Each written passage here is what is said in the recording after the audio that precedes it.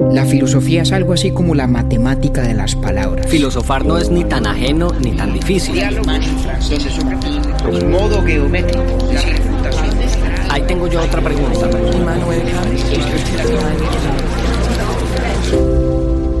Urbi et Orbi, a la ciudad y al mundo. Buenos días, buenas tardes, buenas noches. La democracia en América es la obra más importante del francés Alexis de Tocqueville. En este libro, publicado en 1835, Tocqueville hace un análisis del sistema democrático de los Estados Unidos de América, que pudo conocer de primera mano a comienzos del siglo XIX. Tocqueville, un aristócrata liberal, se ocupa menos de defender a la democracia como sistema político ideal y más de entender sus raíces y contradicciones.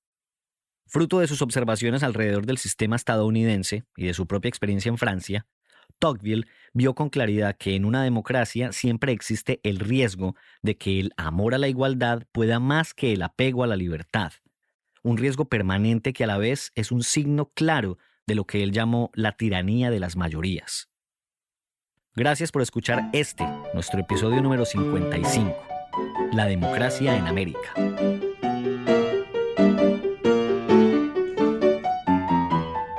Compañero David Zuluaga. Opi. Usted y yo estamos jugando como al gato y al ratón. Siempre, ¿cuándo no? ¿Sí o no? ¿Cuándo no, De maestro? verdad, es como eso, vea, desde que yo me fui de Nueva York, esto ha sido una constante. Usted está en un lado, yo me acabo de ir de ese lado. Ah, Usted sí. se va para otro, yo lo persigo, pero después cuando usted ya haya dejado ese es nuevo lugar. Y verdad. así nos hemos ido por la vida. Es verdad, porque yo estoy ahorita en Colombia, usted está en Colombia hasta hace muy poco y ahora está en Los Ángeles, nos cruzamos en Nueva York. Bueno, en fin, nos la pasamos en esa. En verano, vamos a hacer un verano en Nueva York. Y bien Que que sea esa caería. Ave María. Oiga, cuando estaba yo viendo aquí las notas para este episodio, me acordé de algo, y es que es la evidencia de este episodio de que nosotros sí pagamos las deudas, porque esta deuda, que usted ya va a decir con quién la tenemos, es bastante viejita, es para de la primera temporada. Pero viejísima, viejísima. Este es un capítulo que yo hace ya como 2 años, me parece, se lo había prometido a mi buen amigo Federico Hoyos, Sí, señor. que le gustan mucho estos temas de filosofía política, que curiosamente, a pesar de ser el área en el que yo me especialicé durante mis estudios doctorales, no hemos hecho tanto eso como de golpe podríamos o deberíamos, pero bueno, esta es nuestra dosis de filosofía política de la temporada. Y está bueno, me gusta porque este es uno de esos temas que yo a su autor, al señor Tocqueville, por allá lo escuché en algún momento en la universidad en una clase que yo tenía que se llamaba Sociedad Sí, Civil, y algo sí, me sí, habré sí. leído pues de Tocqueville, pero pues ya me va a contar usted, pero me va a refrescar la memoria y me la va a acelerar pues con este señor, porque yo pues muy poco recuerdo hasta que usted me dijo pues que íbamos a grabar y algo leímos ahí, muy poquito, muy poquito. Usted sabe que yo siempre digo la verdad y aquí poquito. Bien, Usted en eso siempre es muy sincero, muy poquito, muchas franco. gracias. Y no lo juzgo. No, en estos días me encontré con alguien que escucha el podcast, entonces me dice, venga, pero entonces usted a veces lee, o sea, usted siempre lee todos los libros. Yo le dije, no, yo no siempre leo los libros, pero siempre digo la verdad. Cuando no lo leo, por Eso es ahí cierto. arranca la grabación. Yo digo, vea, no lo leí, y como en el caso del Emilio de Rousseau, no lo voy a leer tampoco. Yo me mantengo en Ay, eso, me hombre, mantengo en eso. búsqueme para que me encuentre. Yo hasta que no lo convenza de que se lo lea, no quedo tranquilo. Dice, eso es Pero verdad. de Tocqueville y su gran obra, La democracia en América, pues, hombre, no cabe reprochar que no se lo haya leído porque es un libro muy largo. Es muy bueno, es un libro Pero fantástico. déjeme, yo le Son he en dicho primero el realidad dato dos, inútil por ¿no? divertido, porque no usted coge pista y entonces hasta ahí Ah, llegamos. bueno, hágale pues, El, hágale pues.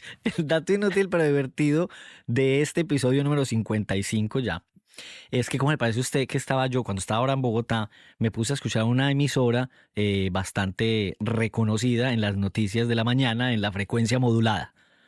Ya más o menos usted sabe cuál es. Sí, Una de las me dos. imagino. Y entonces Sí, sí, imagínese sí. que en esa, estaba yo pues ahí escuchando, y de repente uno de los de la mesa de trabajo de esa emisora va diciendo, bueno, hagamos nuestra sección de preguntas inútiles. Y yo dije, miércoles, eso es lo que uno llama una coincidencia creativa. Entonces, yo simplemente aquí estoy haciendo un acto de reconocimiento a que ni ellos ni nosotros nos copiamos del otro. ¿cierto? Yo digo dato inútil, Pero un pero momentico, divertido. no. Pero digamos, porque es que me llamó la atención porque lo de ellos, lo que ellos llaman preguntas inútiles, viene siendo un poquito como lo que yo hago aquí también. Eso, no, eso me parece una injusticia para con usted mismo. ¿Será que sí? No, No, sí, yo usted digo que suelta eso unos fue que se datos nos ocurrió. flojísimos, pero las preguntas inútiles no han sido nunca, No, nosotros sí en lo nunca hemos hecho absoluto. pregunta inútil. No, nosotros damos datos inútiles pero No, divertidos.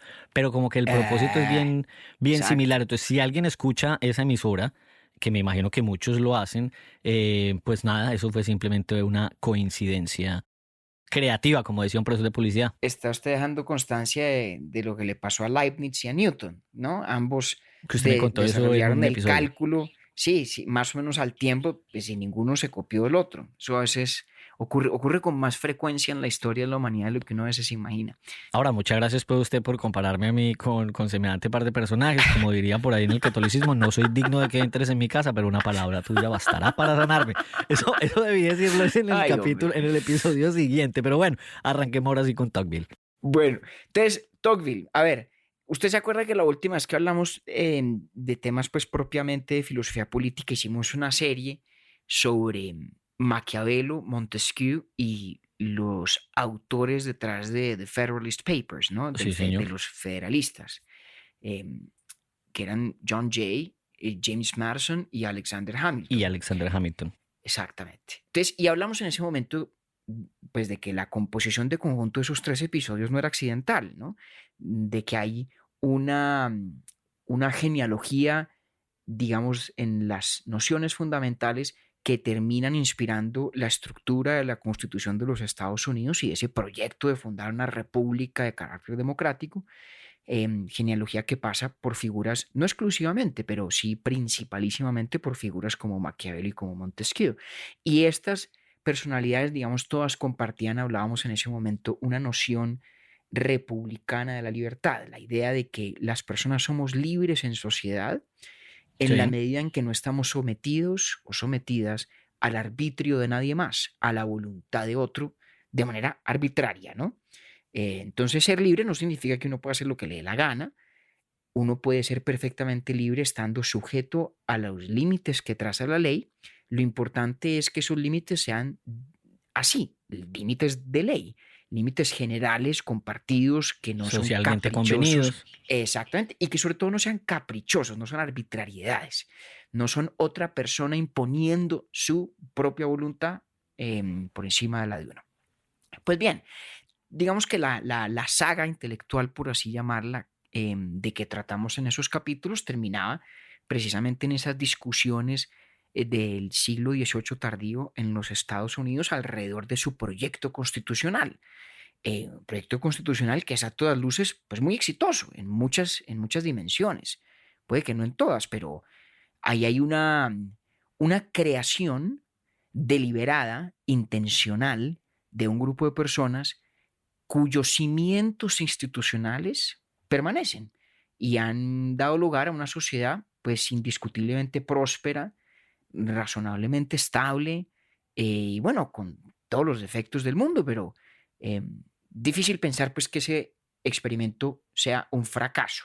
Al menos eso creo que es razonable decir. De acuerdo. Pues hombre, unas décadas después aparece un señor que se llama Alexis de Tocqueville, Sí. que es un aristócrata francés a quien le comisionan una investigación del sistema penal de los Estados Unidos. Y en el año 1831, el señor de Tocqueville se va con su amigo Gustave de Beaumont a un viaje a los Estados Unidos, desde Francia.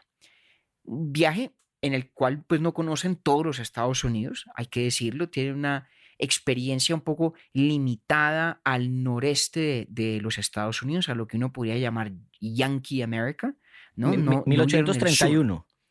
1831. No Tenía el estuvieron en man el sur en 26 realidad. años. Imagínense. Imagine usted. Entonces el señor de Tocqueville se fue con Beaumont y estuvieron allá en Estados Unidos, conociendo, hablando con la gente, supuestamente para investigar, como le digo, el sistema penal de los Estados Unidos. Y fruto de ese viaje, que los deslumbró a ambos, escribe Tocqueville su obra famosísima, La democracia en América, que aparece publicada en 2 volúmenes, el primero de 1835, el segundo de 1840. El primer volumen, sobre todo, fue un éxito rotundo. Fue un libro acogido con entusiasmo por una Europa voraz en su deseo de entender qué estaba pasando con ese experimento todavía tan nuevo y en tantas cosas tan desconocido al otro lado del Atlántico. Tuvo especialmente grata recepción en Inglaterra. Yo le contaba a usted el otro día que, por ejemplo, John Stuart Mill fue un muy entusiasta lector, sobre todo ese primer volumen de La democracia en América de Tocqueville. Sí. Entonces, en el 35 y en el 40 aparecen pues el volumen 1 y 2 respectivamente de La democracia en América. Y este es un libro que tal vez para entender por qué uno lo lee o por qué se recuerda, me valgo de una descripción que hace Harvey Mansfield, que ha sido un profesor pues muy eminente de teoría política en Harvard hace muchísimos años. Mansfield dice que La democracia en América de Tocqueville es el mejor libro jamás escrito sobre la democracia y el mejor libro jamás escrito sobre los Estados Unidos. Y yo creo que eso es una exageración, ¿no? ¿Por qué? No creo que sea cierto. Pues me parece exagerado. Hay mejores libros sobre la democracia y bueno, no sé si los haya mucho mejores sobre los Estados Unidos, pero es una de esas afirmaciones intencionalmente hiperbólicas, pero que no por eso dejan de transmitir una cosa cierta, y es que es un gran libro sobre la democracia y es un gran libro sobre los Estados Unidos. Porque, ¿qué es lo que pasa? A ver, ubiquémonos por un segundo, Octi, en la década de 1830. Sí. Lo que han hecho los gringos en ese momento es nuevo. Es una absoluta novedad. Los padres fundadores de la patria, como les llaman ellos, los Founding Fathers, los autores de la Constitución y los Federalist Papers todavía están en la memoria viva de esa sociedad. Es un experimento nuevo. Es un país que tenía, digamos, 50 años, mal contados, de estar existiendo. Entonces, para Tocqueville y para la Europa, digamos, que luego con tanto entusiasmo recibió su reporte, era absolutamente fascinante ver en qué estaban estos gringos con aquella cosa que se inventaron de constituir una democracia republicana y federal, pues con las características que tiene. Perdón, lo interrumpo. Mismo año, pues 1830, cuando en nuestra tierra, pues Bolívar ya iba en su ocaso, claro, por llamarlo de alguna manera, pero con esa misma intención, no lograda, pero precisamente, muy atino a lo que usted dice, porque esas son las décadas en las que los líderes de la independencia en la América del Sur, como Bolívar y tantos otros, miraban hacia el norte y decían, caramba, esta cosa que han hecho los gringos, qué maravilla, algo semejante habríamos de intentar nosotros. Ajá. Digamos que es un momento en el que la historia observa el experimento americano con mucho interés, y Tocqueville pues es un observador increíblemente agudo, tanto en su capacidad de ver como luego en su capacidad de transmitir y de procesar todo aquello que ve para legarnos este libro extraordinario, La democracia en América. Entonces, ubíquese allí por un segundo, ¿no? Listo. Está este tipo allá viendo este invento. Es, digamos, la primera sociedad que tiene esas características, que es una sociedad que es democrática, que es republicana, que ha creado intencionalmente unas instituciones aún muy jóvenes con esas mismas características. En eso, por ejemplo, muy diferente de Francia. Ahorita hablamos un poquito de esa Francia, de Tocqueville también, y que parecía que le estaba yendo como bien. Uh-huh. Entonces era muy importante para un tipo como Tocqueville entender qué estaba ocurriendo allí, qué podemos aprender de este nuevo mundo que nos toca. Hablo, digamos, como vocero de la generación de Tocqueville, que es el mundo de lo que él llama la igualdad de condiciones. Porque ¿qué es lo que pasa? ¿Cuál es el punto de partida de Tocqueville? Tocqueville dice, mire, aquí ha ocurrido una cosa más o menos desde finales del siglo XVIII, está muy claramente marcada por la Revolución Francesa, coincide además con su predecesora, la Revolución Americana, pero pues sí que es clara y evidente esta transformación en las primeras décadas del siglo XIX. Y es que la aristocracia se acabó y estamos en la era de la democracia. Tocqueville fue en eso visionario, ¿no? Porque obviamente a principios del siglo XIX todavía había mucha aristocracia. Sí. Había mucho de aquello todavía en Europa, pero Bastante. Tocqueville dice, básicamente Tocqueville dice, mire, estamos en una nueva era de la vida sociopolítica de los seres humanos. Estamos en la era de la igualdad de condiciones. Nada a mi Hemos favor. Nada más y nada despertado, menos. imagínense, hemos despertado un mundo social y político donde la igualdad es un valor central para las gentes y donde la aristocracia es lo que más antipático se nos antoja. Y entonces Tocqueville parte de una premisa muy importante, Octi, es decir, mire, la democracia, que él la asocia esencialmente a ese deseo de la igualdad, a esa igualdad de condiciones, a ese amor por la igualdad, eso es cosa que no se puede atajar. Aquí no hay manera de atajarlo. Hay es que entenderlo y ver cómo se puede encauzar Hmm. para el beneficio de todos. Esto viniendo de un aristócrata liberal, un aristócrata de mente abierta, pero un aristócrata que era crítico de la Pero, Revolución pero Francesa, además interesante como ¿no? lo propone, o sea, es incontenible, ya pasó. Esto ya, sí, aquí no hay Sí. nada que hacer, ¿no? Aquí no hay nada que hacer. Y por ejemplo, Tocqueville es distinto de tantos pensadores en la historia de la filosofía política en el sentido de que Tocqueville nunca se sienta a hablar sobre el régimen político ideal o el Ok. mejor régimen político posible. Cuando usted se devuelve, por ejemplo, a la República de Platón, a la política de Aristóteles, cuando usted mira las reflexiones políticas de la escolástica, o incluso hasta Montesquieu todavía, ¿no? La filosofía política casi siempre era una discusión sobre cuál es el régimen político idóneo, el régimen político perfecto. Entonces, no, el menú siempre estaba la monarquía, la aristocracia, la oligarquía, la democracia, perdón, la república, la constitución mixta, etcétera, etcétera. Y los filósofos y los pensadores políticos se sentaban a discurrir sobre cuál es el mejor régimen político posible. Para Tocqueville esa es una pregunta, digamos, ya resuelta por los hechos. No es un punto de partida sensato, porque los hechos, desde el punto de vista social e histórico, nos presentan ya con una única alternativa, que es la democracia, ¿no? Mire la sensatez. Hmm. Es como decir, mire, no nos desgastemos en discutir si sus méritos intrínsecos son superiores o inferiores a los de regímenes alternativos. No, reconozcamos más bien que aquí no hay vuelta atrás. Estamos en la era democrática. Es muy interesante y muy importante.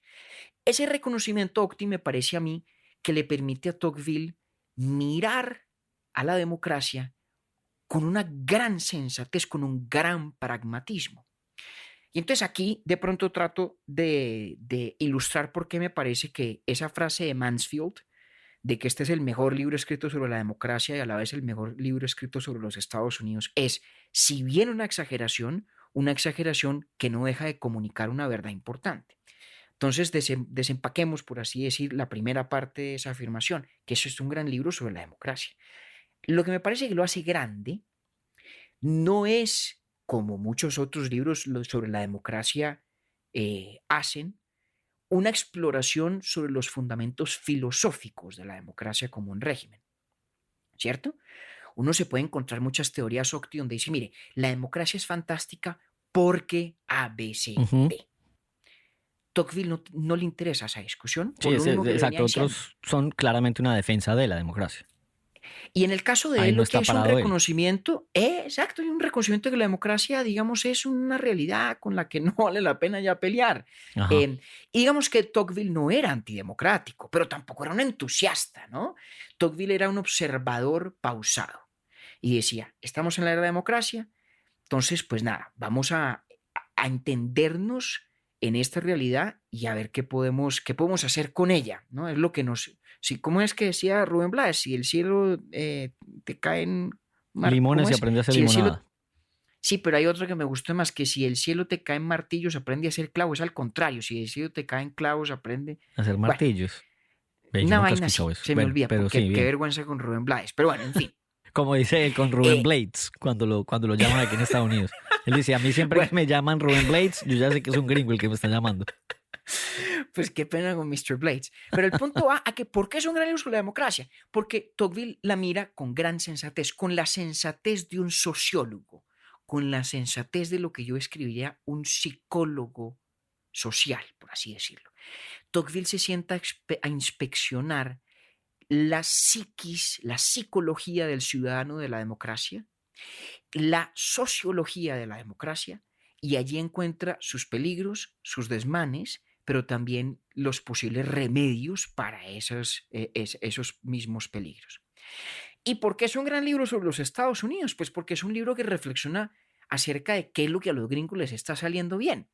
Y esa reflexión tiene, digamos, también cumple, digamos, una función histórica interesante, y es ver qué ha ido cambiando en esta sociedad de los Estados Unidos, tanto en sus instituciones como en su vida social, que a lo mejor explica las transformaciones que ha sufrido desde esa década de 1830. No creo que valga mucho la pena, Octi, que nos detengamos como en el componente específicamente norteamericano del libro, pero me parece muy importante entender qué es lo que nos quiere decir Tocqueville sobre la democracia, cuáles son las lecciones que nos quiere enseñar. Y para mí, lo esencial es básicamente lo siguiente. Como le decía ahorita, en la mente de Tocqueville y en su análisis, lo que define a una democracia es ese ímpetu alrededor de la igualdad. Es el amor por la igualdad que sienten los ciudadanos y es el hecho sociológico de una relativa igualdad de condiciones. Vale repetir, como decíamos al principio, que la experiencia que él tuvo en los Estados Unidos fue un poco limitada, ¿no? Porque claro, cuando usted va al sur, lo que hay es la más obscena de las desigualdades, que es la esclavitud, Sí. de la cual él fue un crítico absolutamente claro y radical. Y le ¿no? quedaban más de 3 décadas a eso cuando él llegó acá. Correcto. Y fue supremamente crítico de esa infortunadísima, penosa institución que todavía sobrevivía en ese momento en los Estados Unidos, de la esclavitud. Pero en general, él lo que observa es que los Estados Unidos de la década de 1830 era una sociedad donde había una gran tradición de autogobierno local, Sí. una gran, digamos, un gran apego comunitario y compartido a la igualdad, una relativa igualdad material, ¿no? No había gente extremadamente pobre y no había tanta gente extremadamente rica. Ahí hay cosas que han ido cambiando, fíjese, pero para él había evidentemente un sustrato de cierta igualdad material, y había además una religiosidad, un espíritu religioso que ayudaba a combatir muchos de los riesgos de la vida democrática, que ya los vamos a mencionar en un segundo. Esta es más o menos, en muy resumidas cuentas, su historia de por qué los gringos lograron que eso les funcionara bien. Y fíjese que no es un accidente que usted haya recordado a Tocqueville en el ámbito de una clase sobre sociedad civil, porque una de las cosas muy famosas y muy consabidas sobre el análisis que hace Tocqueville de la democracia norteamericana es que ese espíritu religioso, esa relativa igualdad material, esa tradición de autogobierno local, una de las expresiones sociológicas que tienen los Estados Unidos es la inmensa pluralidad de asociaciones cívicas que no son el Estado y que permiten crear vínculos de fraternidad entre los ciudadanos. Sí. Tocqueville fue tal vez el primer gran observador en destacar la importancia de lo que hoy en día uno llamaría el capital social, ¿no? Muchos años después, pues más de un siglo y medio después, aparecerían pensadores como Robert Putnam, ¿no? Con su teoría del capital social y hablando de cómo hay democracias que funcionan porque la gente encuentra espacios para confraternizar con sus ciudadanos o sus conciudadanos fuera de los ámbitos del Estado y de la política, etcétera. Todo eso lo vio Tocqueville primero, antes que los demás. Okay. Entonces, seguramente por eso fue que usted lo vio en clase Con toda seguridad de sociedad fue por ahí la civil, cosa. Ajá. ¿no? Sí. Entonces, usted se acuerda, pues, por ejemplo, ese libro tan famoso de Robert Putnam en Estados Unidos que se llama Bowling Alone, ¿no? Que él traduce más o menos como ir a jugar boliche solo, que es lo que él define como la gran tragedia social de los Estados Unidos, y es el ensimismamiento de sus ciudadanos que pierden el contacto con los demás, que dejan de ir a jugar bolos con los amigos. Ese era como el símbolo. Esa idea es heredera de Tocqueville, ¿no? Está ya en Tocqueville. Entonces, fuera de todo eso que dice sobre los Estados Unidos, lo que dice sobre la democracia, que a mí me parece fascinante, es que entonces está todo ese amor a la igualdad y que por lo tanto, al no ser la libertad, el amor y la obsesión que definen el ímpetu de la democracia, las democracias tienen siempre en su seno una tensión difícil de resolver entre el deseo de la igualdad y el amor por la libertad. Y Tocqueville lo dice de una manera un poquito descarnada a veces. Dice, mire, en toda democracia los ciudadanos, claro que les gusta la libertad, disfrutan de la libertad, pero están enamorados de la igualdad. Y sí, de ser posible, quieren ser iguales en libertad. Ajá. Pero si les toca, prefieren la igualdad en la esclavitud que la libertad en un ámbito de desigualdad. Dame el favor eso. Eso es muy fuerte. Eso es muy fuerte. Dice, ojo, el gran peligro de la democracia es que con esta filosofía de igualarnos a todos somos iguales en el ejercicio de la soberanía popular, ¿no? Usted cuenta tanto como yo, políticamente hablando. Ese ímpetu igualitario que soporta la democracia puede convertirse muy fácilmente en una amenaza a la libertad. ¿Cuál es la expresión más clara? Lo que él llama, aunque ya la expresión la había utilizado antes Thomas Jefferson, la tiranía de las mayorías. ¿Se acuerda que ahorita le contaba que Tocqueville era un aristócrata liberal? Sí, señor. Aristócrata liberal en esa época, básicamente lo que significa es que para Tocqueville la libertad es el valor político fundamental y su garantía institucional por excelencia son los derechos individuales. Lo que Tocqueville ve es que una democracia puede coquetear con las violaciones a la libertad, es decir, con la transgresión de los derechos individuales. Y él ya ha visto eso en su propio suelo, en su propia patria. No se le olvida, Octi, que en 1804, cuando Napoleón pasa de convertirse en primer cónsul de la República Francesa a emperador, lo hace a través de un referéndum. Fue un ejercicio plebiscitario, es decir, a través de una forma de decisión política característicamente democrática. Vamos todos a votar y su voto cuenta tanto como el mío. Fue a través de eso como, diría Tocqueville, se consolidó el despotismo en Francia, el despotismo bonapartista. Entonces él es muy, muy cauteloso al decir, ojo, muy bonito todo lo de la democracia, muy bacano, qué belleza, todos muy iguales, usted muy igual a mí, yo muy igual a usted, en el ejercicio de la soberanía popular, pero ese ejercicio igualitario de la soberanía popular puede rápidamente derivar en tiranía que oprima a los individuos, vulnerando sus derechos individuales. Ese es su gran diagnóstico y lo que me parece a mí es la más reveladora de sus todas muy agudas observaciones sobre la democracia y esas tensiones que tiene inherentes así. Y la cosa va más allá, Octi, porque además el tipo dice, mire, parte del problema de ese igualitarismo democrático es que además crea un cierto ambiente de mediocridad. Y aquí es donde entra el Tocqueville psicólogo. Porque él dice, mire, la democracia a veces lo que termina es alimentando pues un ingrediente de la psiquis humana que está allí desde siempre y que estará ahí siempre, pero que hay que saber contener, que es la envidia.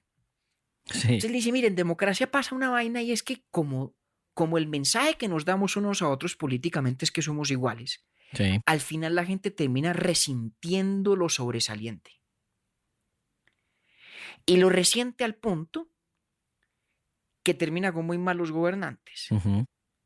Porque en una democracia a la gente le da escozor, digamos, elegir a sus mejores.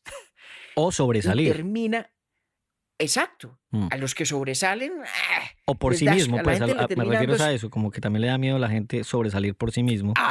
Exactamente. Entonces lo que dice Tocqueville es que se crea una dinámica como perversa, donde los sobresalientes dicen, uy, no, qué pereza, mejor no. Y los que son sobresalientes, el resto dice, no, este pues que se cree el putas boy, no vaya a creer usted. Ajá. Entonces se crea una dinámica un poco perversa que, dice Tocqueville, deriva en la mediocridad de los liderazgos democráticos que se dan en democracia. Las democracias tienden a tener liderazgos políticos mediocres porque la gente resiente a los que ve y constata que son superiores a la media y por lo tanto solo premia a aquellos que terminan, digamos, arrodillados frente a lo que ya es la opinión pública consolidada. Entonces, cuando él habla de tiranía de la mayoría, fíjese que no está hablando solo de un fenómeno institucional, ¿cierto? No está hablando necesariamente de que un gobierno, digamos, a través del uso de la fuerza o con instrumentos jurídicos oprima directamente a una persona o vulnere directamente un derecho legalmente adquirido. No, Tocqueville es más inteligente que eso. Él no se limita a mirar la infraestructura jurídica de una sociedad. Tocqueville dice que la más peligrosa, tal vez que esa expresión jurídica, la tiranía de las mayorías, la más peligrosa en realidad es lo que él llama el suave o sutil despotismo de las costumbres. Y es cuando se crea, digamos, esta mediocridad homogeneizante en la que todos terminamos pareciéndonos a todos los demás. Y lo excepcional, lo distinto, lo excéntrico, no encuentra, digamos, aire social. Espacio, ajá. No encuentra espacio, exacto. Y dice que esa forma del despotismo es sutil, pero es la más peligrosa porque opera en la mente de las personas. No hay que llegar a los actos, no hay que llegar a la policía, no hay que llegar al gobierno opresor, no hay que llegar al juez arbitrario. Casi que lo asimilamos. Una sociedad de conformismos, de mediocridad homogeneizante, soportada por esa convicción que tenemos todos en esta era de la democracia de que usted y yo contamos por igual. Ajá. Y eso va creando como este clima de la manada, y él usa la palabra, ¿no? El clima de la manada que se convierte a su vez en una forma del despotismo. Despotismo, como digo, de las maneras, de las costumbres, y eso lo internaliza uno. Entonces, fíjese, Octi, lo que hace este tipo, ¿no? Reconoce esta nueva realidad sociopolítica histórica de lo que él llama la igualdad de las condiciones, reconoce que la democracia es la expresión política de esa realidad histórica y social, que es irreversible, la asocia íntimamente con la noción de igualdad, con el amor a la igualdad, pero reconoce y acusa, ¿no? Porque lo dice y lo repite e insiste en ello, que esa democracia, que es hija del amor por la igualdad, puede ser como cualquier otro régimen político, pero puede ser una amenaza a la libertad. Como quien dice, señores, no vayan ustedes a creer que porque se vive en democracia, todo lo que de bueno hay en la vida social y política está garantizado en consecuencia. No, usted puede tener democracia y carecer de libertad.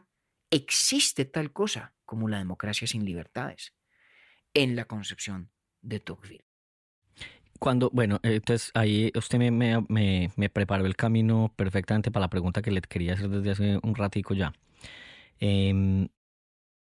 Una democracia sin libertades indiscutiblemente se llama dictadura, ¿o no? Estamos hablando desde Tocqueville, pues. No, sí, yo creo que no necesariamente. Ok. A ver, porque Tocqueville, volvamos a la noción de libertad que importa en Tocqueville, ¿no? Para Tocqueville la noción de libertad va mucho más allá que la libertad de elegir o ser elegido, ¿no? Sí.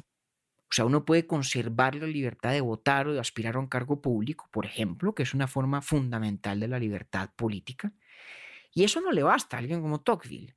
Cuando la democracia construye en torno de sus instituciones esta cultura que es homogeneizante, que ejerce como la presión silenciosa pero inapelable de la opinión pública, sí, que sofoca las individualidades e incluso las excentricidades, ahí lo que yo no creo que él estuviera, no creo que Tocqueville se sintiera del todo a gusto con el término dictadura, pero diría despotismo. Ok. Eso sí lo diría. Ese es el despotismo suave, ¿no? El despotismo sutil, pero es despotismo porque es una forma de coartar la libertad. Pero, por ejemplo, ¿Cuál de pronto creo yo es una libertad que induciría tal vez a Tocqueville a decir, sí, ahí hay una clara tiranía, ahí hay de pronto lo que nosotros en nuestro lenguaje más contemporáneo llamamos dictadura? Diría, tal vez allí sí hay eso cuando no hay, por ejemplo, libertad de asociación o libertad de expresión, Ok. que aunque no son directamente las libertades políticas de elegir y ser elegido, son como la siguiente capa protectora de las instituciones democráticas, ¿sí? Hago una salvedad histórica. Digo el término dictadura en el uso nuestro contemporáneo no porque el término sea nuevo, el término dictadura es antiquísimo. De hecho, corresponde a una institución de los romanos, de la que hablamos en el capítulo sobre Maquiavelo, y que es la inspiración de la idea moderna de la presidencia o del poder ejecutivo, como se concibe, por ejemplo, en la Constitución americana y luego en las otras presidencialistas inspiradas en ella.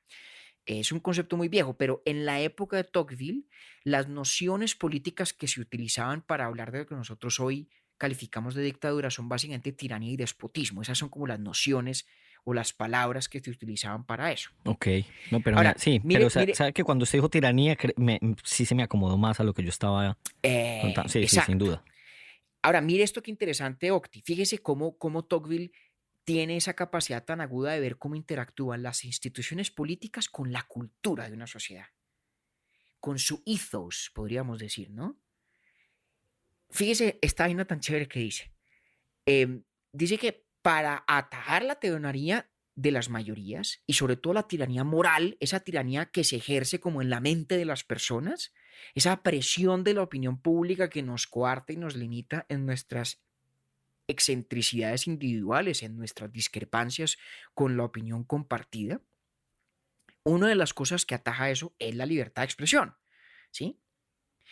Y fíjese lo que dice Tocqueville, que los gringos tienen tremenda libertad de expresión, es parte de sus aciertos, pero paradójicamente, dice él, que en este siglo, hablando pues en 1830, pocas veces ha encontrado ciudadanías con menos independencia de criterio que las de los Estados Unidos. Es decir, los gringos gozan de la libertad para ejercer el criterio independiente, pero en realidad la gente individualmente carece de él, precisamente por ese efecto homogeneizante que hay en la cultura fruto de las instituciones democráticas.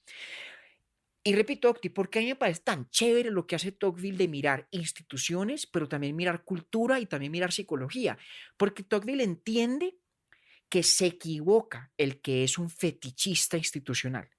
El que Hmm. cree que con diseñar una constitución perfecta o la legislación perfecta o los incentivos, digamos, en la ley idóneos va a resolver problemas de cultura política, está equivocado. Y estoy obviamente hablando de algo que yo creo personalmente que es una típica propensión hispánica, ¿no? Eh, donde cada vez que hay algo que sale mal o que a la gente no le gusta o que uno cree que hay que cambiarle, el primer impulso es que hay que hacer una reforma de ley o una reforma constitucional. Y a nadie se le ocurre que en la vida de una sociedad, pues al final del día las instituciones están soportadas en la cultura, en el ethos, en nuestras dinámicas sociales y a la vez les dan forma, ¿no? Hay una especie hay un círculo que bien puede ser virtuoso o vicioso, dependiendo Hmm. de la circunstancia. Y Tocqueville es un genio para entender eso, es un genio para entender eso, ¿no? Porque además él lo mira en el contraste, por ejemplo, entre los gringos y los franceses. Fíjese que Tocqueville, muchos años después de la democracia en América, escribió un libro muy interesante que es su propio diagnóstico sobre la Revolución Francesa. Y es un libro muy chévere porque se llama El Ancien Régime y la Revolución, que en Hmm. realidad casi no habla de la revolución. Es todo sobre el régimen antiguo, ¿no? Lo que se Anterior. llama en francés el Ancien Régime, que Ajá. es el que la Revolución Francesa tumbó. Ok.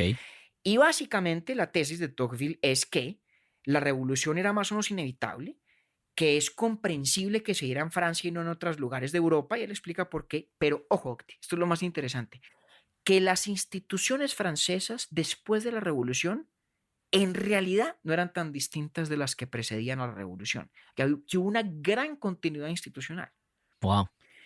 Y hace todo un análisis y además hizo un ejercicio de investigación histórica realmente admirable para producir ese libro. Pero en ese libro, él logra contrastar, por ejemplo, lo que él llama los temperamentos francés y norteamericano. Y uno puede discrepar de ese método y uno puede decir, oiga, qué gran simplificación ahora de el temperamento francés o el temperamento gringo. Pero más allá de eso, que es una crítica más muy contemporánea, lo importante es lo que Tocqueville está haciendo en el sentido de mirar, sí, las instituciones, pero mirar también la cultura, mirar también los hábitos, mirar lo que él llama mores, ethos, la moral pública, digámoslo así, y los hábitos de vida de la gente. Y en esa interacción entre todos esos factores es donde se explica el éxito del experimento americano que él vio en 1831, el fracaso en muchos sentidos del experimento francés, ¿no? Que después de proclamar liberté, égalité, fraternité, termina con Napoleón hecho emperador fruto de un plebiscito, ¿no? Y ese análisis me parece a mí que es, más allá de las tesis específicas, que además son muy importantes también y muy interesantes, el gran, el gran ejemplo, podríamos decir, metodológico de lo que hace Tocqueville.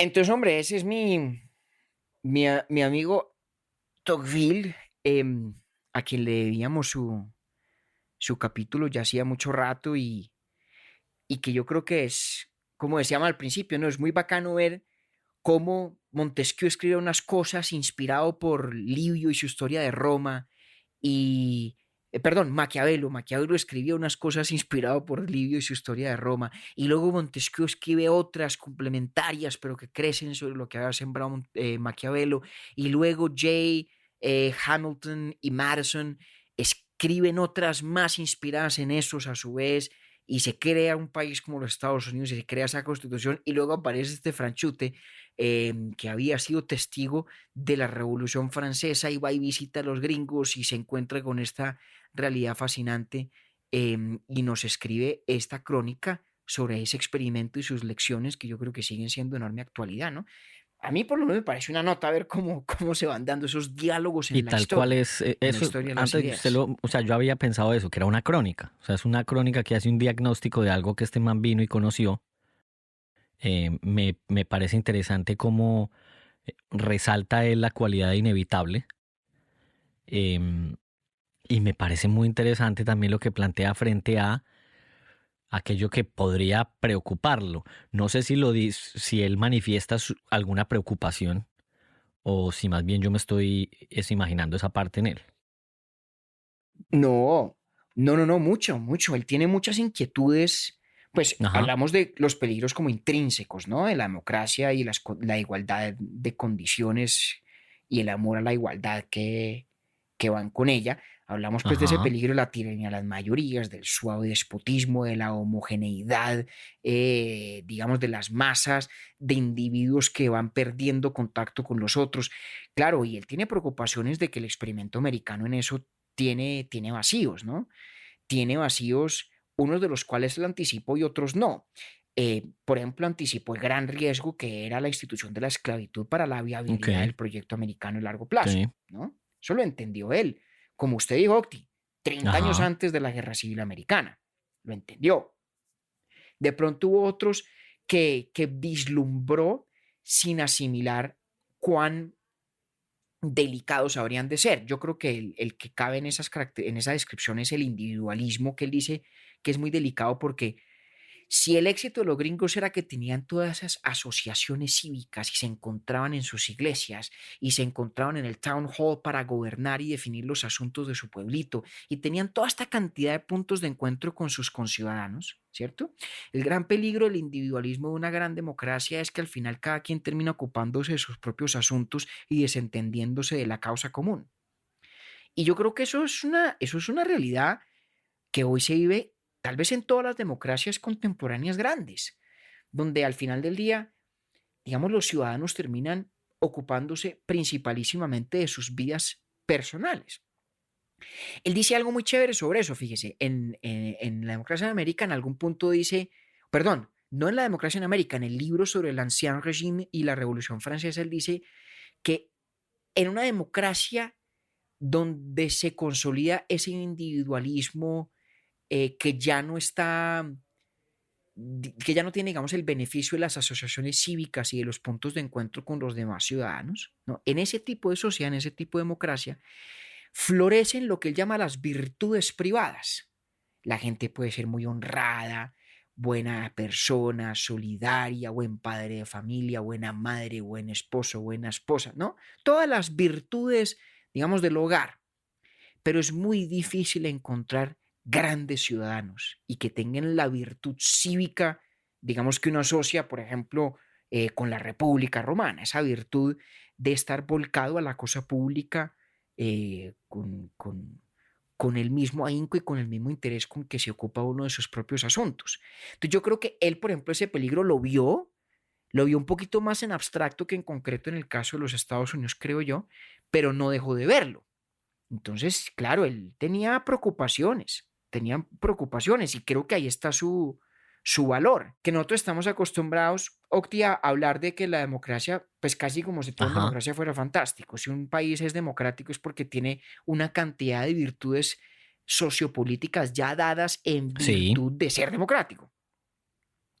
Y lo que Tocqueville está diciendo es, no, usted puede ser una democracia y tener una cantidad de efectos institucionales, pero no solamente institucionales, sociales y Mm. sociopolíticos de otra naturaleza Que también, me dejó como usted estos que hemos pensando estado precisamente comentando. en aquello que dice él frente a la esclavitud, porque como él es contemporáneo a Lincoln, ¿ha leído usted algo de que se conocieron ellos dos o no? Y se lo pregunto es porque me deja usted ¿Sabe que pensando en no? que de pronto Lincoln, cuando ya se va acercando a 1865, me quiero imaginar pues que el man citó o leyó a Tocqueville frente a lo que dijo de la esclavitud y que ese fue una de las cosas pues como que claridad al respecto le dio. Hombre, No sé. muy buena pregunta. Dudo mucho que se hayan conocido porque Lincoln no era una figura política de ninguna Ajá, importancia en la década exactamente. de Eso es los cierto. 30. Digamos que si la memoria no me falla, cuando los debates con Douglas, ¿no? Los Lincoln-Douglas debates, Ajá. cuando Lincoln quería llegar al Congreso, eso ya es en la década de los Casi, sí, eso si 1840, no es finales de 1850, si 40 la es memoria no me 50 falla. comienzo. Sí. Exacto. O sea que Lincoln no era una gran figura política en la década de 1830. Ahora, me sorprendería muchísimo que Lincoln no haya leído La Sí, democracia en eso sí América, también, porque sí, es obviamente verdad. además para los gringos fue muy interesante verse en el espejo de este comentarista francés, de este observador francés, que era un tipo muy, muy pausado y muy sensato y cuestionaba cosas Sí. como cómo aplaudía a otras, ¿no? Yo le contaba a usted, por ejemplo, que una de las instituciones que él más aplaude es el jurado de conciencia. Él dice que lo del jurado de conciencia es una maravilla, que el jurado de conciencia es de las instituciones que le han permitido a los norteamericanos aprender a ejercer sus Mm. libertades, aprender a ser libres. Porque Tocqueville, fiel a la tradición republicana, sabe, repito otra vez, este es un tema muy importante, que las libertades son cosas que hay que saber administrar. No nace uno aprendido en ese sentido. Entonces, no son, por lo tanto, meramente institucionales. No basta con que la ley otorgue libertades o facultades. Para que de verdad se vivan a plenitud, tiene que haber cultura y tiene que haber hábitos de buen uso de esas libertades. Por buen uso me refiero a no abusar de ellas, pero sacarles también todo el provecho. Entonces él dice que el jurado de conciencia es una cosa muy bella porque le enseña al ciudadano promedio a pensar como juez, a entrar en un ejercicio deliberativo con sus pares como iguales. Entonces enseña valores de igualdad ante la ley, pero a la vez de fraternidad, de autogobierno mesurado por la ley, atajado por el derecho, ¿no? Que es lo contrario de la tiranía de las mayorías. Entonces, nada, él en eso, Octi, creo que, como usted decía, tiene preocupaciones, pero también sabe reconocer grandes aciertos. Y yo creo que tuvo que ser fascinante para los norteamericanos de la década de los 1830, 1840, como le digo, verse reflejados en este espejo que sostenía un franchute frente a ellos al otro Del lado charco. del Atlántico. Vea, Exactamente, al otro pero lado del charco. sí, Una época fascinante, ¿no? pues tan fascinante es que este, por ejemplo, le digo yo que sí lo leería. Ah, Es una berraquera. Mire, es larguísimo, pero es delicioso de leer porque Tocqueville, primero, tiene muy buena prosa, ¿no? La prosa Yo de de verdad Tocqueville no es recuerdo. súper sabrosa, es agradable, es muy agradable. Y además, el libro está muy bien estructurado.